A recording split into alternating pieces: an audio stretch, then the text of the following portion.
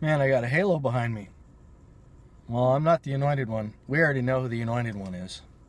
That would be Barack Hussein Obama. He's the one that should have the halo behind his head, right, guys? Well, this is Tom's Rant, part 2. You know, I was driving home today, and I was just thinking about stuff, and, you know, everybody thinks that everything they say is, you know, brilliant or whatever. And I'm just thinking, God, am I just retarded? I mean, I was thinking about something today, and this last legislative session, I was looking at the legislature's ability to be able to license just about everything we do. They want to license naturopathic physicians. They want to license your driving ability. They want to license your ability to, you know, to do just about anything you want to do. And my question is at what point does it stop? What point does it stop?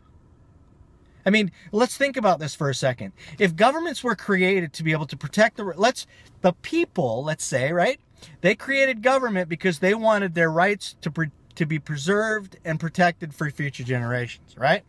So that puts the position of the person or the people in the inherent power and the authority over their government, right?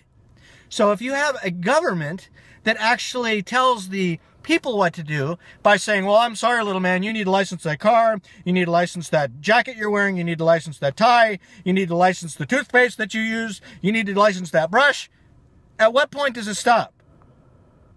Well, by the ability for the legislature to be able to license anything, what that basically tells you is they've given themselves the right to be able to license every single thing you do. Marriage license, death license, it goes on and on and on. Now, some people would say, oh, well, sure, you know, we just don't want people to drive recklessly in the road. Oh, yeah, and so a license is going to prevent that, right? Well, let's look at the fundamental part of what law is really all about, guys, shall we? Can we create a law against stupidity? Can we create a law that prevents crime? No, we can't.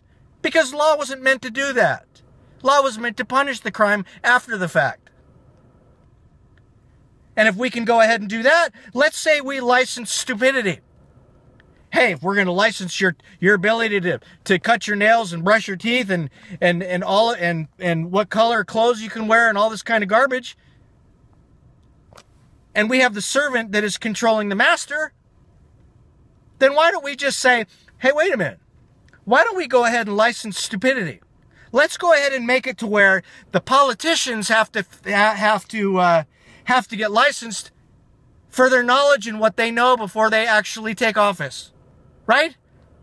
Not like that's constitutional or anything, but hey, if we're going to be on the whole licensing trick, then let's go ahead and license them. By the way, let's consider who's running the legislature. We've got attorneys running the legislature by their own bar charter. They're not even supposed to be in the legislature. By their own bar association charter. They're not even supposed to be in the legislature. And these are the ones that are writing law? Are you kidding me?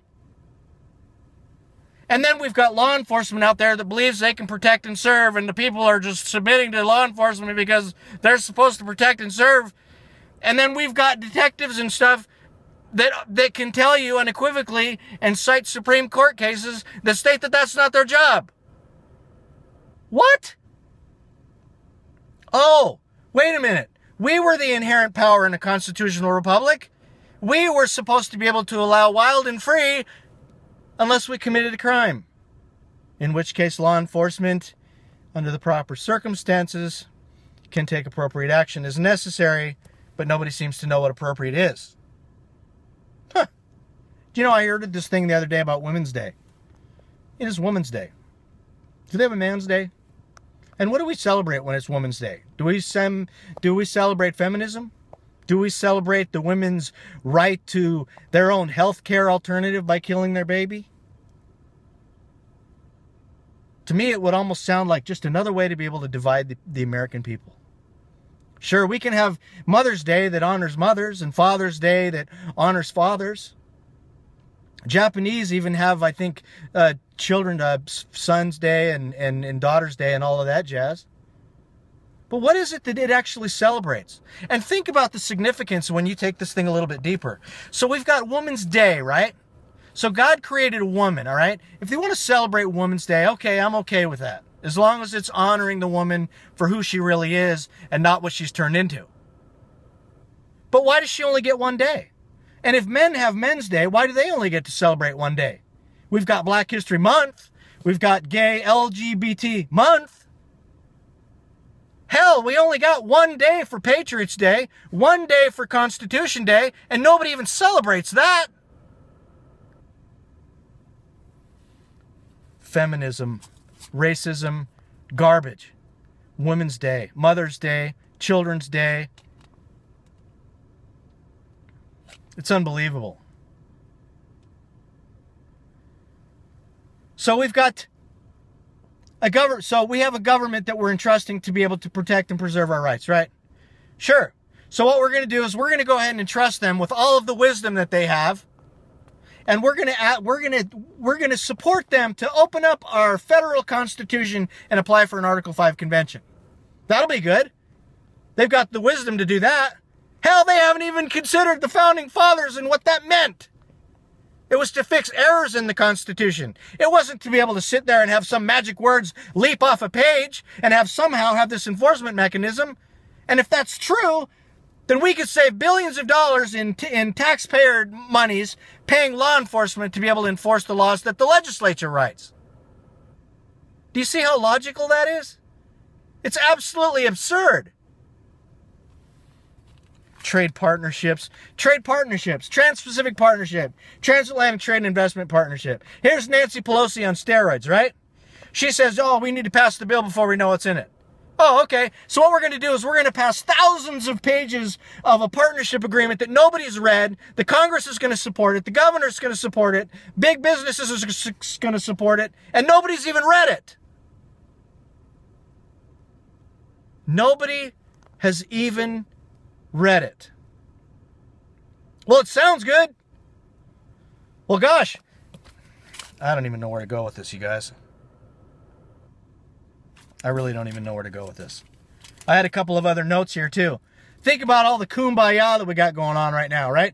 Everything you hear from Fox News is all about kumbaya and about how, Netanyahu and America and Russia and Ukraine and all of that. And, well, the United Nations says this and it denounces that. I got one thing to say. Who gives a crap about what the United Nations says? And who supported them anyway? 1945, creation of the UN. We're going to go ahead and create a global kumbaya. Really? Under which form of government? Oh, forget about their motto with the twisted 357 in front of their office in New York City, by the way. What form of government? Is it going to be like a fascist form of government? Some other form of communism, maybe? We're the last free nation on earth. Well, we were. The one on paper, I guess. And we think somehow that joining hands with communists is somehow going to bring kumbaya, right? We're a sick culture. We're sick. We better get our head on straight. We better start figuring it out. You better start figuring it out. I better start figuring it out. And somebody needs to start screaming from the highest treetops and from the highest buildings and talk about this. Because this stuff is coming down so fast. How long do you want to wait before you get active? Anyway, that's my rant for today, guys. I know I was a little disjointed, but geez, man. How can you not be? Love you. Bye.